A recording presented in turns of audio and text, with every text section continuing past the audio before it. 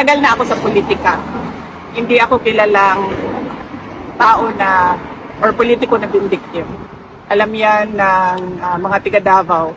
Vice President Inday Sara Duterte, hindi daw siya vindictive na politika. Makikita di umano yan sa kanyang history sa pagiging mayor dyan sa Davao City.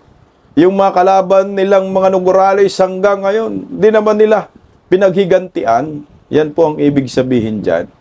Aba, anak ng kagwang, pag-usapan po natin itong mga buhaya sa Kongreso, yawards, no? Nakalikom na umano ng sapat na bilang, sapat na pirma itong si Sandro Marcos na budlat ang mata. Anak ng kamuti, nakauto na.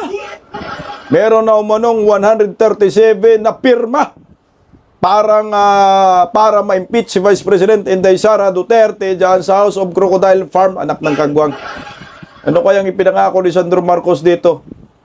Pati kaluluwa siguro niya, ipinangako na niya, no?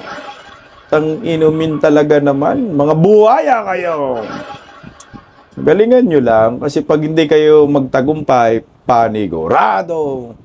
Sa Bisaya, Padilla, Rayway, Abud. Magandang gabi po sa ating lahat. Palike po muna, pa-share, pa-subscribe. At pakipindot ang inyong mga notification bell para lagi po kayong updated sa ating mga video.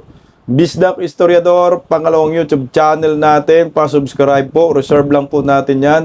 Baka sakaling anong mangyari sa atin, wag man sana po, ay may reserve tayo. Alam nyo po mga kababayan ko, no?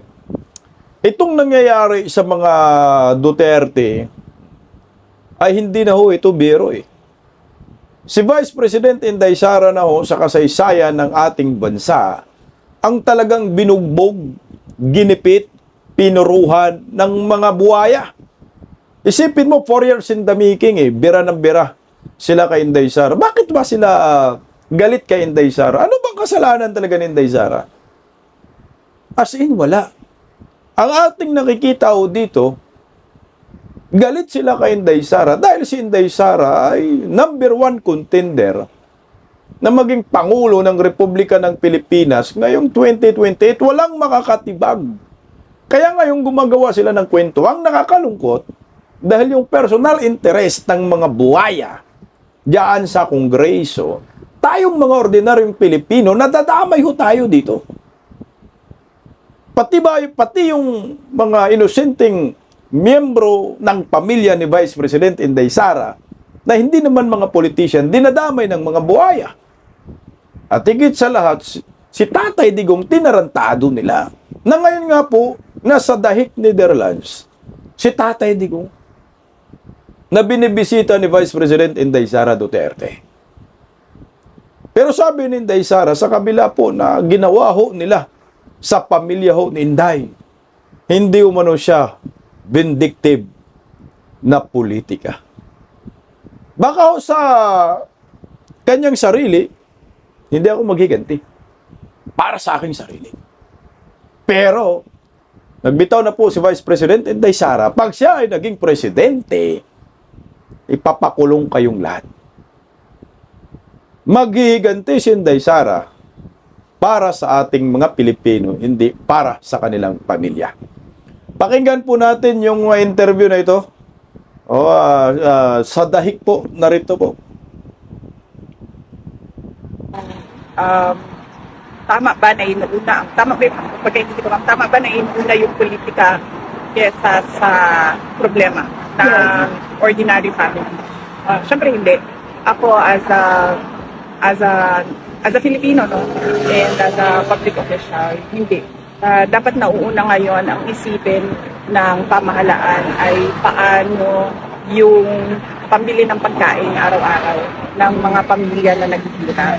Sabi ko nga nung usapan natin nung isang araw, sabi ko kahit hindi na lahat, no, kahit hindi na yung middle class, pero isipin nila yung mga kumbaga ano bang term, one day one eat na mga families, no, na parang tipong kung may kita sila ngayon, may pagkain. Kung walang kita ngayon, walang pagkain. So yun yung dapat iniisip at inuuna ng pamahalaan na kung totoo man yung suhulan para Bayaran. sa impeachment, it is better off used to help the struggling families because of the current economic situation of the Philippines.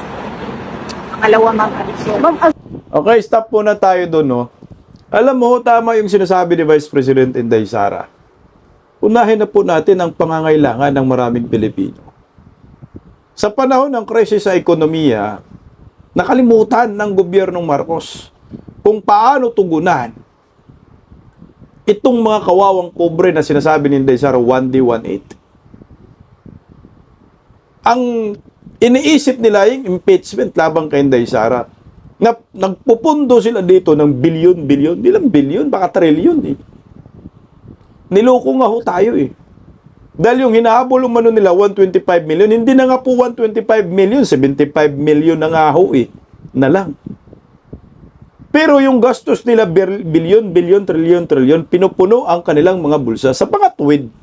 Pinagkakitaan nila si Vice President Inday Sara, pinagkakitaan nila yung impeachment. Kasi wala pong pipirma dyan ng mga buhaya kung wala hong suhol. Di ba kung nung nakaraan, 150 million, may 4 liter release. At nabalita rin po yan, 4 liter release. At nanakot nga ho si Sandro, pag hindi ka pipirma sa impeachment ni Inday Sara, wala kang budget, wala kang pondo. Yan ang pananakot. Ayun po mismo yan kay kung pulong Duterte. Tama. Yung pera na yan, ibigay nyo na lang sa mga mahihirap. Bakit ba talaga maglabas kayo ng bilyon, trilyon para ma-impeach lang si Inday Sara? Masyado na kayong gahaman at masyado na kayong mga demonyo pagdating sa pera ng bayan. Puta, may awa ang Diyos talaga. Lahat kayo makukulong. Tuloy dayo. Leader po, Ayuda Nation? yeah, kung Pwede ba? may pag-asa pa po ba tayo para Oo. bumangon ulit and to go away with ayuda? Yes, ma'am. Kasi hindi naman dapat kasi talaga solusyon sa problema ng poverty is ayuda. Hindi yun yung solusyon. So, kung may pag-asa pa ba, yes, pero hindi kaagad yun mararamdaman at makikita ng mga tao. So ma'am, ano pong masasabi niyo or mensahe niyo po sa mga taong nawawalan? Ito lang muna ha. Wala po kasi sa pag-aaral na ang ayuda ay sagot sa kahirapan. Walang ganun. Itong ayuda ay banid lamang, panandalian lang ho yan. Mali nga ho yung pag-distribute nila ng ayuda, mantakin mo, nasa Bicol, Albay, yung sakuna, pumutok ngayon yung bulkang Mayon, nagbuga ng usok, nag-alboroto, pero nasa ng ayuda? Nasa Cavite, o nasa Pasay. Hoy, bakit iba yung tumunog? Nasa Pasay. Ganon, kahunghang ang gobyernong ito. Niluluko tayo eh. Ang ayuda, tama ka dyan, Day, hindi po ito sagot sa kahirapan, hindi po ito solusyon sa krisis. Banid lang, dapat may long-term solution. Tuloy tayo. Wala na po ng pag-asa and sobrang pagod na sila sa pakikipaglaban sa buhay. Nakikiisa ako sa kanila sa pagkapaguran dahil sa kawalan ng direksyon ng gobyerno natin. At masakit din sa akin na marami, syempre naging mayor din ako at marami din akong napuntahan na iba't ibang lugar sa Pilipinas. Marami akong nakilala na, alam mo yon, hindi sila congressman, hindi sila mayor, hindi man lang sila konsehal na sigurado at assured yung sweldo buwan-buwano, na nakakaawa dahil, yun nga, minsan hindi nila alam kung may darating na pera, wala, may pambili ng pagkain o wala. Yun kasi talaga yung pinaka basic, no, na kailangan tugunan ng gobyerno. Yung capacity o yung oportunidad ng mga tao na magkaroon ng pera, pambili ng pagkain, pagpaaral sa kanilang mga anak. At syempre, bahay, kuryente, Any question? Ma'am, Go ahead. I'll go ahead, ma'am. Yeah, just wanted to ask. Dito, ma'am. Sarah, I just wanted to ask, where do you draw strength amidst all the bashing and the persecution that you are facing every day? Wala kasi ako sa social media, ma'am. So, hindi ko nakikita yung bashing. So, hindi talaga ako maaapektuhan ng what you don't know won't hurt you. Yes. So, ganun ang motto ko sa But what about the bashing. political persecution? Sa- Like, how many, you know, all this negativity that surrounds you in your office or, you know, in your work? Sa trabaho naman, ma'am, meron talagang, syempre, sa isang opisina, meron talagang mga problema, no, particularly sa administration and operations. But usually, lahat naman yan, nasa-solve with coordination meetings with staff and officials. Pagdating naman sa politika, ano ko ba sabihin ito? Alam nyo naman na hindi ko gusto maging president. Kaya nga ako hindi tumakbo ng 2022. Lalo na vice president. Kaya nga ako tumakbong mayor noong 2022. So para sa akin, kung manatili akong vice president, well and good. Mas marami pa akong matutulungan through the office of the vice president. Kung hindi man din ako maging vice president, okay lang din sa akin. So, yung makakatulong pa rin ako sa mga tao sa ibang capacity na, sa ibang pamamaraan. So, either way, hindi mawawala yung capacity ko na tumulong. Hindi ako parang kigil ba doon sa Posisyon. posisyon. Kasi kahit anong posisyon naman, kung gusto mo talaga tumulong sa tao, pwede naman yun. And na-experience ko yun. Noong hindi ako tumakbo for congressman noong 2013, pagkatapos ko ng mayor, hindi ako tumakbo sa politika, nag-abogado ako. And nakatulong din ako, hindi as far and wide as the office of the vice president, pero nakatulong din ako ng mga tao bilang abogado. Ako, ano ako dyan, agree ako dyan kay Vice President Inday Sara na wala naman talaga siyang plano maging Pangulo, maging Vice Presidente. Kasi nga ho, nung 2022 election, kung gusto lang talaga niya maging naging Pangulo na talaga yan. Dahil yung survey talaga, siya talaga ang number one. Hindi layo ni Bungit, anak ng kagwang 10% si Bungit. Si Inday Sara, I think, nasa 33, 27%. At layo eh. Hawak na niya yung bula. Pero ang mga Duterte kasi hindi mga sakim eh. No? Hindi mga sakim. Kaya hindi pinilit ni Tatay Digong na tumakbo ka dahil sa pagkapangulo. Nung binudol si Inday Sara ni Amy Marcos, doon tuloy. Tumakbo pagka vice presidente. Kaso nga lang, pamilyang Marcos, kayo po, nakiusap kayo kay Inday Sara pamano-mano, pero ito yung sukli ninyo, mga animal kayo, hinayupa kayo. Inarantado ninyo yung mga Duterte, mga traidor kayo, mga walang utang na loob. Mantakin mo yung Ali na nahimik lang sa Davao, mayor lang yung gustong takbuhin, pinilit ninyo, nung nanalo kayo pareho, ngayon ginagago ninyo, tapos hindi lang ho siya ginago ninyo, pati yung buong pamilya niya. Adik ang datingan ng mga animal, oh. Walang tao na makagawa ng ganyang kasamaan sa kapwa, sa kabila ng tinulungan ka, kung hindi yung mga sabog ang utak. Tuloy dayo.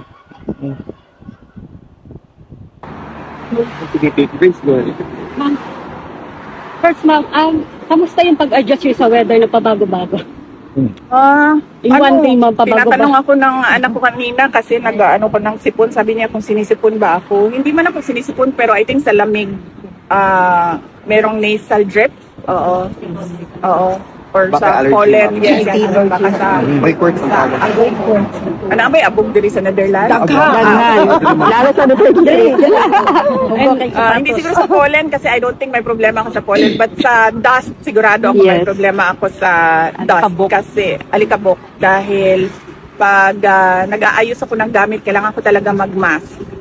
Because otherwise, pagkatapos ng ayos, diretso na yan sa ubo at sipon. And my question, ma'am, as of yesterday, ma'am, I think ang inflation rate natin is 7.2%.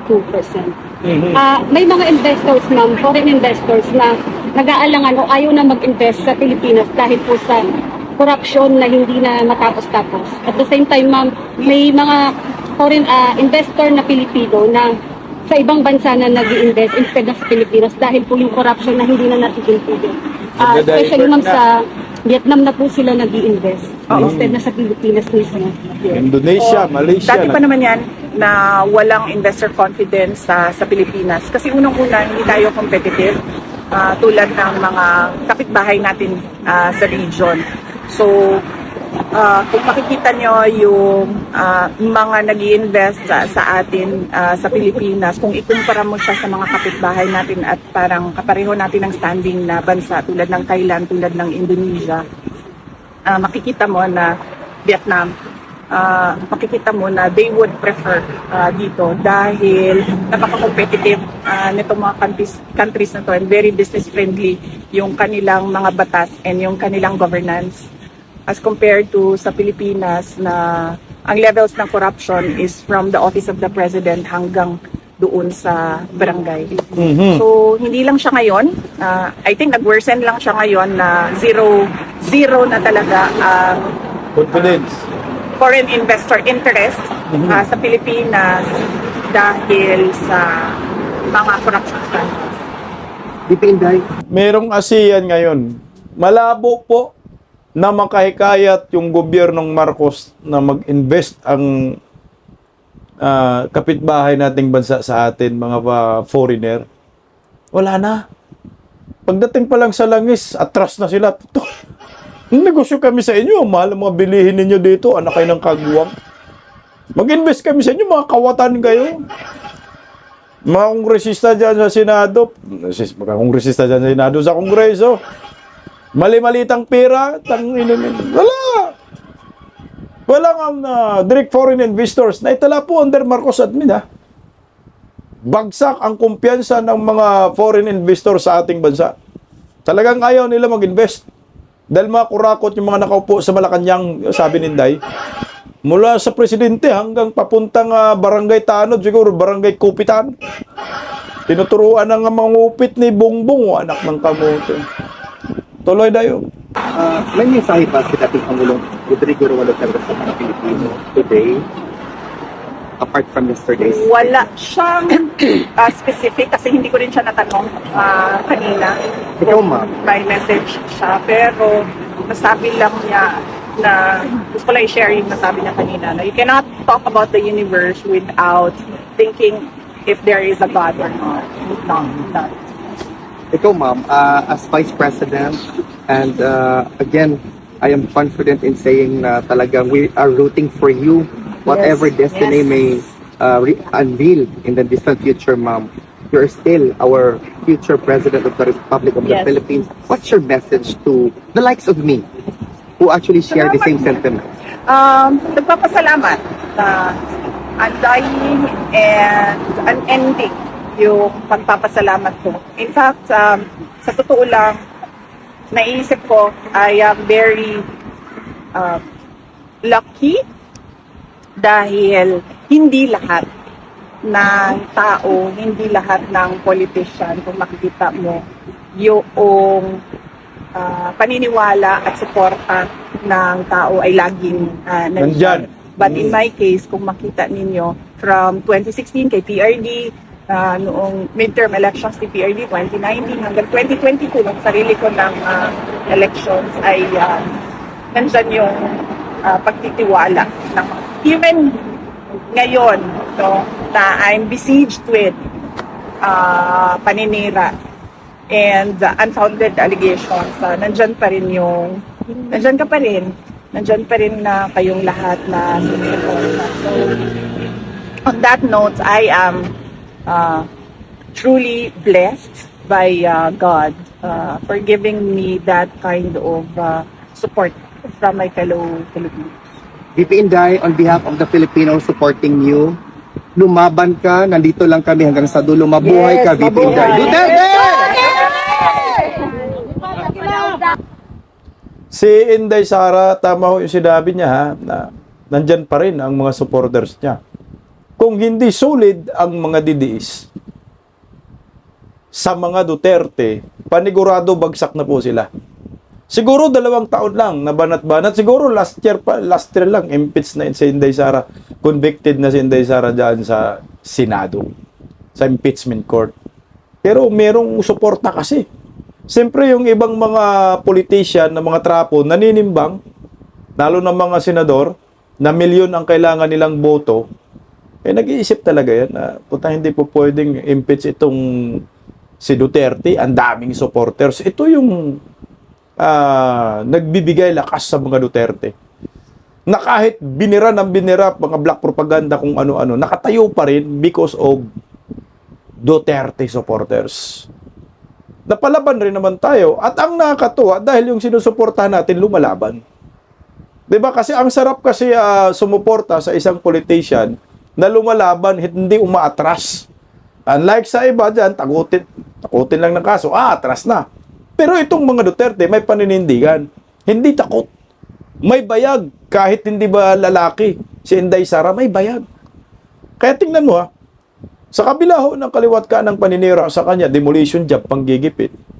Yung Ali, hindi po niya naisip na maghiganti para lamang siya sa kanyang sarili. Pero tandaan mo po, maghiganti si Inday Sara para sa ating mga Pilipino. Kaya hindi siya, sinabi dito, mapaghiganti, sabi ni Inday Sara. Hindi siya vindictive na politician. Narito po ang interview na yan sa kabila po ng panggigipit sa kanya. Pakinggan natin. Mga ginagawa ng mga kalaban na misinformation or disinformation para guluhin ang kwento at paboran yung naratiba na gusto nilang ipalabas. Parang ano ba ang gusto nilang ipalabas na naratiba? Baliw ako, ano pa ba? Bobo ako, pro-China ako, ano pa ba? Inday Lustay dahil sinabi nila. Competent, lumalabas din yan sa kanila. Dati, nagsasabi sila, brat ako, pero ewan ko, tumitigil na sila ngayon. Stable, ma'am. Oh yeah, baliw nga, stable. So, yun yung sinasabi ko. Basura na siya, pero syempre, dahil nakoconsume siya sa social media para paboran yung narrative na gusto ng kalaban. Ayun pala, corrupt, magnanakaw. VP Inday. Okay. Marami pong bumabanat kay Inday Sara sa social media, mga political vlogger na basura, no? Mga politikong mga ubog buhaya. Pag makamura sila sa kanilang channel kay Inday Sara, matindi, no? Akala mo naman sina Inday Sara talaga kurakot. Ang layo po eh. Sinabi ninyo, Inday Lustay, Inday Lustay. Abaw, tingnan po ninyo yung Davao City, ni piso lang utang, anak ng kagwang naman talaga tong mga animal, oh. Meron namang chat GPT dyan, mag-research ka kayong mga animal. Kung may utang ba ang Davao, kasi kung may utang, talagang Inday Lustay, si Inday Sara. Kung magaganda ang kanilang mga bahay, magagara, Inday Lustay, si Inday Sara. Anak ng kagwang, si Tatay Digong, bumaba na lang sa pwesto sa pagkapangulo. Yung bahay niya, ganun pa rin. Hindi na bago. Kasi hindi ganyan ang mga Duterte. Ang Duterte type of leadership, talagang seryoso sila sa pagsiservisyo ng kanilang tungkulin bilang isang public servant.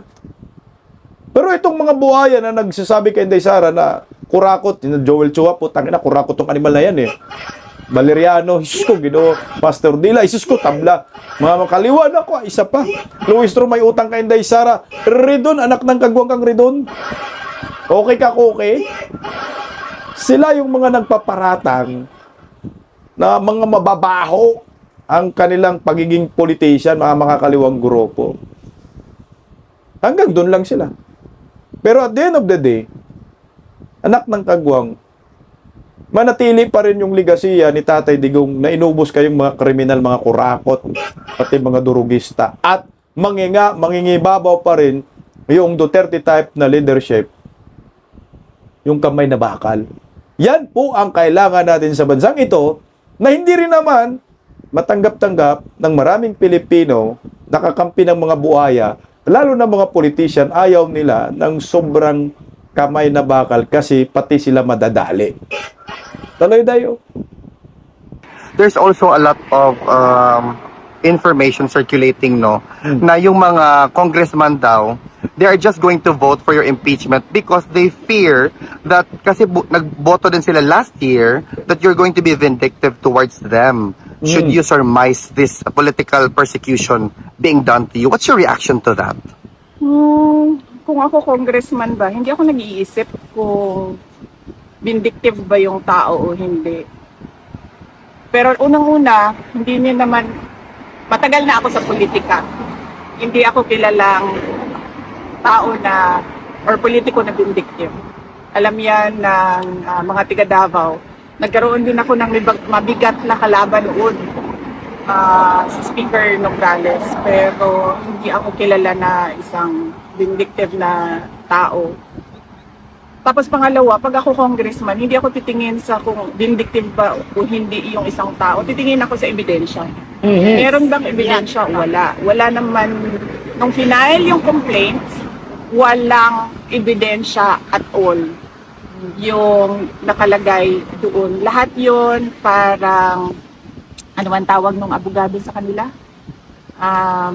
Fishing expedition. So, kumbaga allegations lang lahat. Nothing to support the allegations. So, yun yung dapat na tinitingnan nila. May basihan ba ito? Wala. Ano ba talaga ang totoong kwento dito?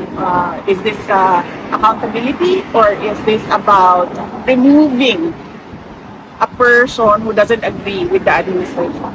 In addition to that, VP Inday, there's also a lot of information na sinasabi nila, magboboto na lang sila sa impeachment mo kasi they fear that they're going to be receiving zero allocation for budgets sa respective na districts nila. What's your reaction to that, ma'am? Zero na talaga. Wala ng pera. Uy! Ubus na. Merong impeachment o wala. Wala ng pera. Ng pera na pwedeng ibigay. Pag binigay pa yan nila ang pang-MOOE sa mga congressman, hindi na mag-function ang Gobyerno. Kasi nauubos na po yung pondo. Kagaya ngayon sa nangyayari dyan sa, ang tawag dyan, Mayon Volcano, sa Albay. Wala silang tulong ngayon doon na ibinigay. Kasi wala ng pondo. No, naubos na ng makawatan sa gobyerno, anak ng kagwang. May pondo, pero para doon sa mga buhaya, mga kakampi nila.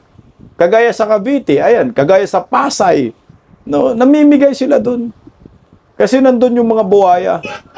Pero ako sa akin lang ha, natatakot talaga tong mga kongresista kay Vice President Inday Sara na maging Pangulo. Kasi nagbanta na si Inday na pag ako'y naging Pangulo, yung Vice Presidente ko, ang trabaho niya ay magpakulong ng mga politikong mga kawatan noon, kawatan ngayon, at kawatan bukas. Yan ang trabaho ng kanyang Vice Presidente. Kaya natatakot ang mga animal. Sabi, ay, vindictive si Inday Sara. Pero nga, meron din naman si Inday Sara history talaga na hindi naman nila pinaghigantian ang kanilang makalaban sa politika, especially Nograles.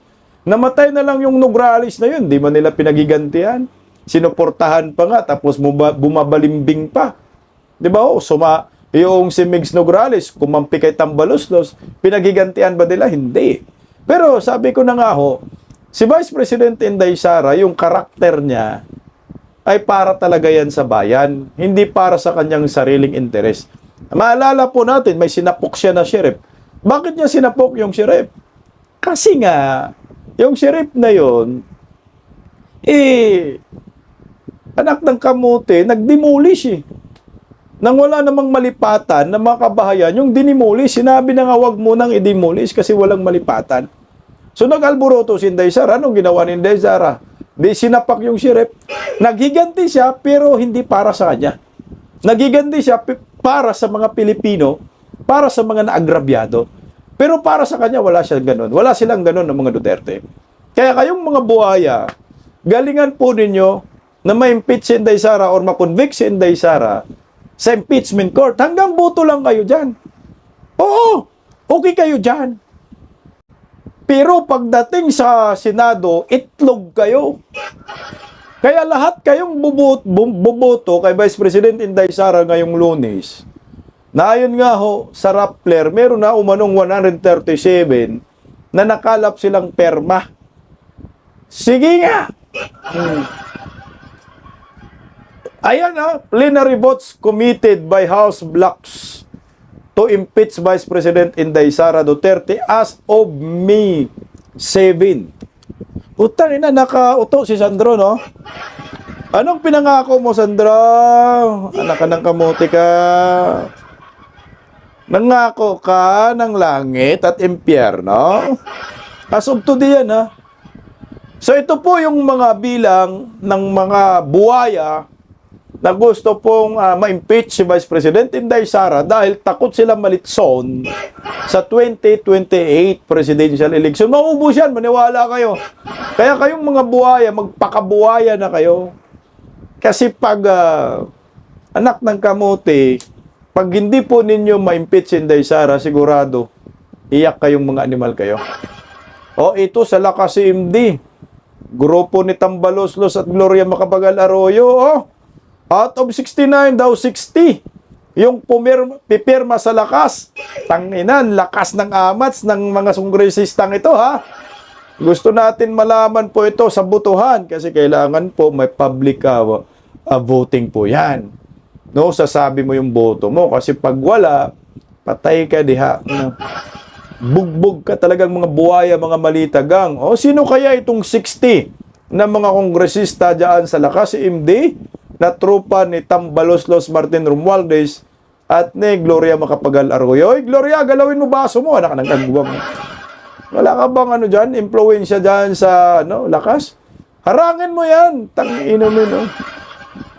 Dito naman sa National Unity Party, kay puno ng yabang, meron na daw silang 30 out of 55. So, hindi lahat ng membro ni Puno nauto, no? Ngayon, dito naman sa party list groups, maraming mga kaliwa dito. Ang daming mga latak na mga party list. Nakakuha na umano ng 47 votes. Ang galing ng budlat ng mata na to. Ang kailangan ay 106, 1/3 votes. Pero, yung nakalap na nila daw ay nasa 137 na. Ang galing ni Sandro. Nangako ito. Yung 4-letter release, pinangako, nanakot, natanggalan ng pondo na kung anong meron sa GAA. Kaya ang mga buhaya nagsipirmahan ang mga animal.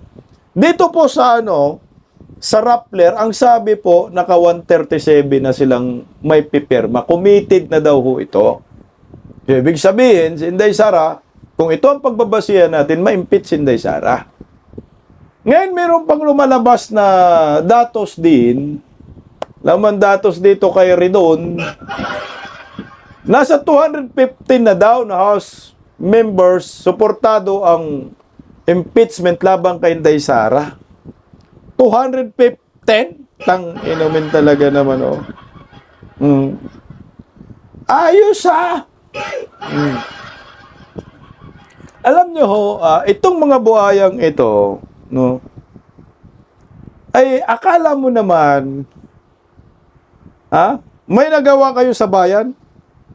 Wala kayong nagawa sa bayan.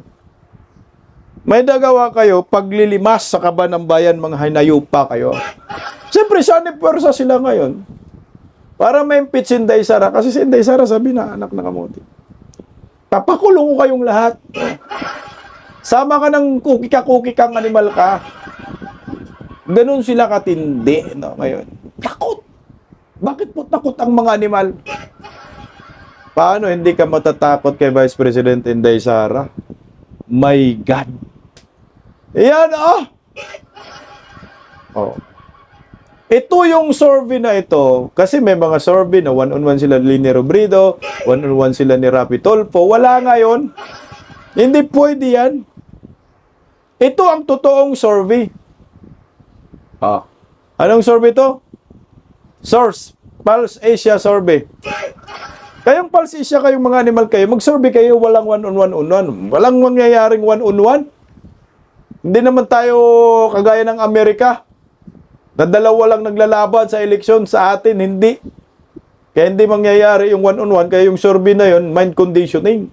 Ito, ang posible, ang magiging batayan na tatakbo sa pagkapangulo. Kasi nga, ang pinakamababa po na bilang na may tumatakbong pangulo ay 5 bawat presidential election. So ito, sa 2, 3, 4, 5, 6 po ito. Tingnan mo naman si Vice President Inday Sara Duterte, 43%. Yung pambato ng bangag admin, ilan niyang percent dong? Nangarap 1%. Daris na si Vince Dizon. Mataas pa si Ontiveros 2%. Bambinit 5%. Rapi Tulfo 19%. Leni Robredo 27%. Ang layo kay Inday Sara. Inday Sara 43%. Ito po ang one of the reason bakit po nila ginagago si Inday Sara ngayon, gusto nilang i-impeach. Kasi walang ibang pinakamalakas na kandidato sa 2028 presidential election kundi si Vice President Inday Sara Duterte. Kahit anong gawin po nila, kahit anong gawin po ng mga buhaya, si Inday Sara pa rin ang maging Pangulo. Mapapagod lang kayo dyan sa impeachment na yan ng Kongreso. Utang na. Kahit lahat pa ng kongresista, bubuto kay Vice President Inday Sara para ma-impeach. Hahalik kayo sa lupa, luluhod kayo sa lupa, at luluha kayo ng dugo. Si Inday Sara, hindi pa rin po yan makonvict dyan sa Senado. Bakit? Ang impeachment ay number game. It's a numbers game. Gaya nito. Sabi ni Inday Sara, sana bumoto kayo kung ano yung ebidensya. Sigun sa ebidensya. Hindi nga ganun ang mga buhaya. Numbers game. Ang impeachment. Kaya, kung maraming pwersa ng kasamaan at mga buhaya dyan sa Kongreso, talagang makakuha ng maraming perma si Sandro Marcos. Lalo na kung may kasamang pananakot. Kaya nga ito yung numero ngayon. Kay Redon, 215 na daw. Anak ng kagwang ang Redon. Ito kay Sandro, galing sa Rappler, meron na daw 137. Pero hindi po yan katapusan. Nasa impeachment court ang bloodbath. Pero, ako sa akin, malabo itong uusad. Hindi ito makarating ng impeachment court, hindi ito mag-convene ang Senado. Ang Supreme Court na mismo, Supreme Court ba sabi ko na, tangina, puro korte pinag-usapan natin. Hindi ito makarating ng impeachment court kasi nga, ang kampo ni Inday Sara, matik yan. Aakyat sa Korte Suprema. Maraming butas. Itong impeachment labang kay Inday Sara.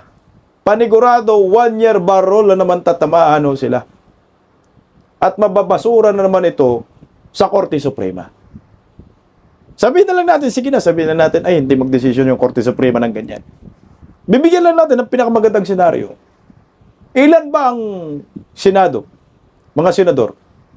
24. Ilan ba dapat ang boto na makuha ng mga buhaya dyan sa Senado para makonvict si Vice President Inday Sara? 2/3. 2/3 ng 24. 2/3 votes. Ilan ba ang 2/3? 16. May 16 ba kayo? Lolo nyo.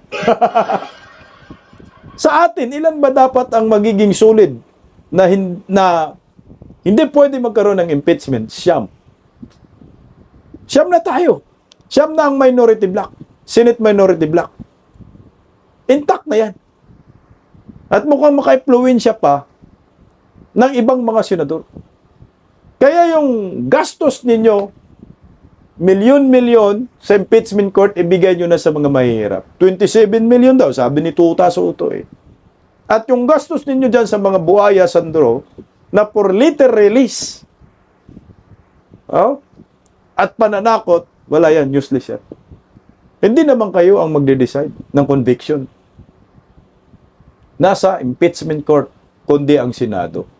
Lalo na gumawa kayo ng mini trial diyan sa Kongreso, di iyak kayo ngayon. Magkakaroon kayo ngayon ng problema sa Korte Suprema. Kaya ito sa akin nakikita mo si Inday Sara, relax lang. Tandaan nyo, si Vice President Inday Sara mahirap po ma-impeach yan. Mahirapan yung mga buhayang yan. Sa issue ng bayan, baka nga mapuno pa sa Lunis ng maraming tao dyan sa Kongreso, marami nang nanawagan na magtipon-tipon ang mga DDS. Hindi kaya kikilabutan ang mga senador kapag nakita nila na puno ang Kongreso, tapos i-transmit sa kanila yung impeachment, articles of impeachment. Kasi sa ngayon, wala pang articles of impeachment. Kailan magkaroon ng articles of impeachment? Pag ma-impeach na si Inday Sara, pagkatapos mo magbutuhan dyan sa Kongreso. Pagdating sa Senado, nakikita nila grabe ang mga Pilipino nagrarally, puno ang kalsada, mukhang malabo, itigil na natin to. Yan ang maliwanag din. Kaya ako, kaming mga DDS, lalaban po tayo sa katotohanan. Lalaban po tayo para sa bayan. Protektahan natin ang mga Duterte. Kasi sila lang ang nagbubukod taning mga politician ngayon na hindi bibili ng salapi. Kaya nga si Inday Sara nagkaganyan eh. Dahil hindi sila nabibili ng salapi, prinsipyo sila, naninindigan sila. Di ba hindi siya pumirma doon sa mga budget na anomalya? Kaya ang resulta, ginagago ni Martin Romualdez. Pero tingnan mo silang tatlo, naglaban-laban na, si Bongbong, Martin Romualdez, Saldico. Kaya ikaw, Sandro, tandaan mo yan. There will be a day of reckoning.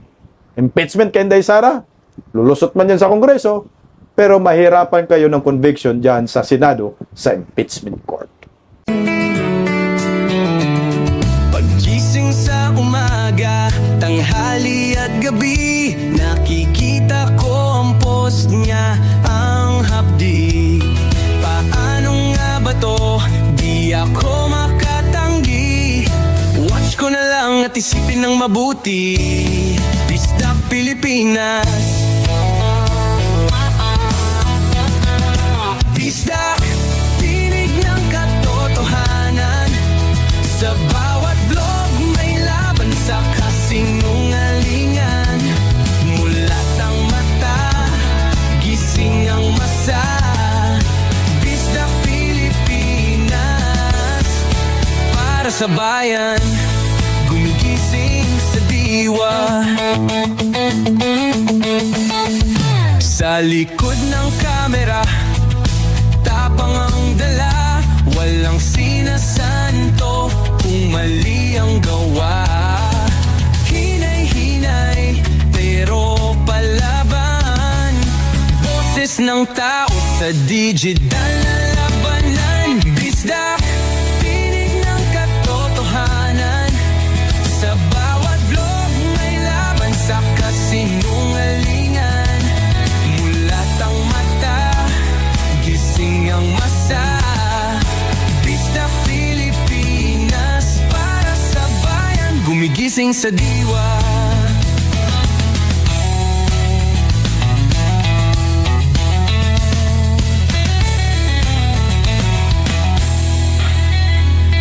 Hindi artista, hindi politiko, pero ang katotohanan, sigaw niya ay buo. Sa YouTube o Facebook man siya makita, may aral ka pa rin, may uwi sa bawat salita. Disdak, gising sa katotohanan, di lang kwento, kundi panawagan.